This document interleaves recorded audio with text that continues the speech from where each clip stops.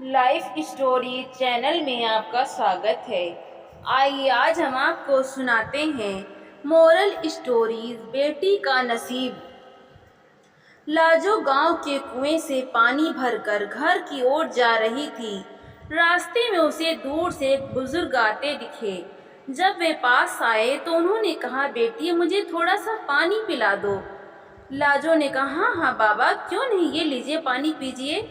यह कहकर उसने पानी का घड़ा हाथ में लेकर उन्हें पानी पिला दिया। पानी पीकर बुजुर्ग ने उसका धन्यवाद दिया और आगे चल दिए। कुछ देर बाद लाजो घर पहुंची तो देखा वे बुजुर्ग और उसके पिता खाट पर बैठे थे।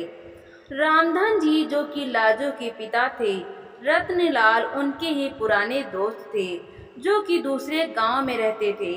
कई साल बाद वे रामधन से मिलने आए थे।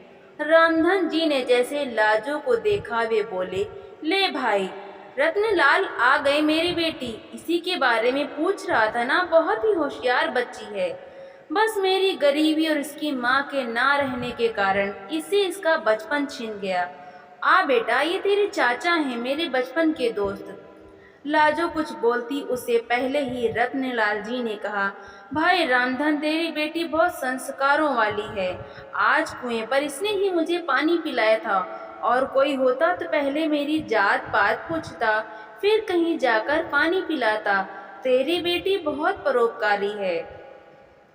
अपनी तारीफ सुनकर लाजो शर्मा कर अंदर चली गई। तभी रामधन ने आवाज लगाई, बेटी अपने चाचा के लिए कुछ मीठा ले आ। रत्नलाल जी ने उसे रोकते हुए कहा, भाई मुंह बाद में मीठा कर लेंगे, पहले मैं जिस काम से आया हूँ वो तो सुन ले। हाँ भाई बोल, क्या बात है, घर में सब ठीक तो है ना? रामधन की बात सुनकर रत्नलाल ने गंभीर होते हुए कहा, भाई मैं अपने बड़े बेटे के लिए तेरी बेटी का हाथ मांगना चाहता हूँ। अब इस दोस्ती को रिश्तेदारी में बदल देते हैं। यह सुनकर रामधन बहुत खुश हुआ।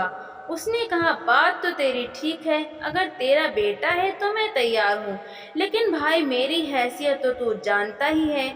जहाँ तक मुझे पता है तेरा तो शहर में बहुत बड़ा कारोबार है, कहाँ मैं कहाँ तू। रत्नलाल जी ने कहा, पैसा की तू चिंता मत कर, मेरे बेटे के लिए कई बड़े घरों से रिश्ते आए, लेकिन मैं एक ऐसे बच्चे को अपने घर की बहू बनाना चाहता था जिसमें संस्कार हो। वो मैंने तेरी बेटी के अंदर देख लिए। तू बस हाँ कर दे, बाकी सब कुछ मेरे पर छोड़ दे। रत्नलाल जी की बातें सुनकर रामधन ने तुरंत हाँ कर दी।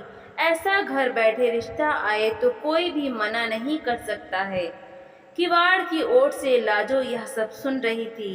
रत्नलाल जी ने आगे कहना शुरू किया, हाँ ये बात हुई ना खुशी की, अब जल्दी से मिठाई मंगा, अब मजा आएगा मुंह मीठा करने में। रामधन के आवाज लगाने पर लाजो शर्माते हुए मिठाई की प्लेट लेकर आ गई। रामधन ने कहा, बेटी आज से ये तेरे ससुर हैं, इनके पैर छू। लाजो जल्दी से पैर छूकर वापस चली गई। उसके जाने के बाद रत्नलाल जी ने कहा, भाई मेरा बड़ा बेटा सत्यम मेरा शहर का कारोबार संभालता है और छोटा बेटा वंश गांव में खेती देखता है। मैंने उससे सत्यम से शादी के बारे में पूछा तो वो बोला, पिताजी आप देख कर मेरी शादी कर दो।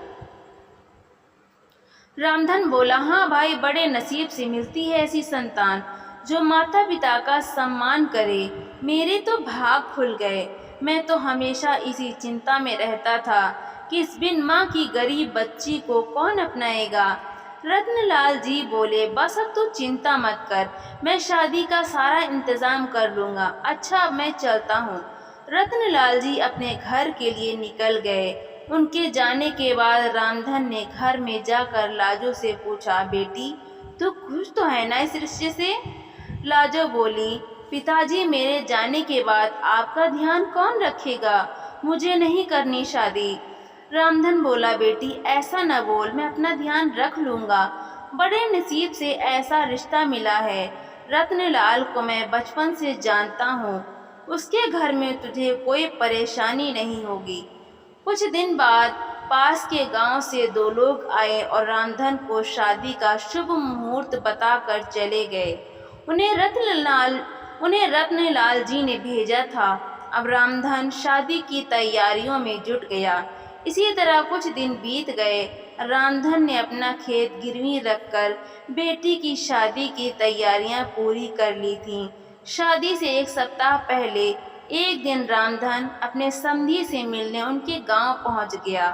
रत्नलाल जी ने उसे देखकर गले लगा लिया। उन्होंने अपने परिवार से मिलवाया। अपने होने वाले दामाद सत्यम से मिलकर रामधन बहुत खुश हुआ। रत्नलाल जी ने कहा, भाई तू यहाँ आया है, जरूर कोई बात है, बात बता क्या बात है। रामधन हाथ जोड़कर बोला, नहीं भाई, मैं तो बस ये बताने आया था कि मैंने शादी की सारी तैयारियां कर ली हैं। आप एक बार आकर देख लो, कुछ कमी लगे तो बता देना, जिससे आपके मेहमानों के सामने आपको शर्मिंदा न होना पड़े। रत्नलाल जी ने कहा, हाँ हाँ मुझे पता है, तेरे पास एक ही खेत था, तूने वो भी गिरवी रख दिया, उसी पैसे से सारी तैयारियां की हैं। तुझे मुझ पर विश्वास नहीं था? जब मैंने कह दिया था मैं शादी की तैयारियां कर लूँगा, फिर तूने ये सब क्यों किया? रामधन आश्चर्य में पड़ गया। वो बोला, माफ़ करना भाई, लेकिन बेटी की शादी के लिए कुछ तो मुझे भी करना चाहिए। रामधन यह कहकर रोने लगा। उसकी आंखों से आंसू बह रहे थे। तभी रत्नलाल जी ने अपने छोटे बेटे वंश को बुलाया और इशारे से कुछ समझाया। कुछ देर बाद रत्नलाल जी ने रामधन के कंधे पर हाथ रखा। रामधन सिर झुकाए शर्मिंदा हुआ बैठा था। रत्नलाल जी ने कहा, ले भाई अपनी अमानत, दोबारा फिर कभी ऐसा मत करना। यह कहकर उन्होंने खेतों के कागज रामधन के हाथ में रख दिए। रामधन ने देखा, अरे ये क्या, ये तो वही कागज हैं, ये तो मैंने गिरवी रखे थे, ये आपके पास कैसे आए? रत्नलाल जी ने कहा, वंश आसपास के गांव के सभी लोगों को जानता है। उनमें से ही एक ने खेत गिरवी रखने वाली बात हमें बता दी, वही यह कागज छुड़ा कर लाया है। रामधन की आंखों से आंसू बह रहे थे। रत्नलाल जी ने उसे गले से लगा लिया और बोला, भाई खेत ही गिरवी रख देगा तो कर्ज कहाँ से चुकाएगा और खाएगा क्या? आगे से ऐसा कुछ मत करना। मैं अपनी बेटी लेने आऊँगा, बस तुम मिठाई बढ़िया से बनवाना। यह सुनकर सब लोग हंस पड़े। रत्नलाल जी ने आवाज लगाई, वंश। वंश ने 50,000 रुपए लाकर अपने पिता के हाथ में रख दिए। रत्नलाल जी ने कहा, ले भाई शादी की तैयारियां कर। और वंश इन्हें घर छोड़ा।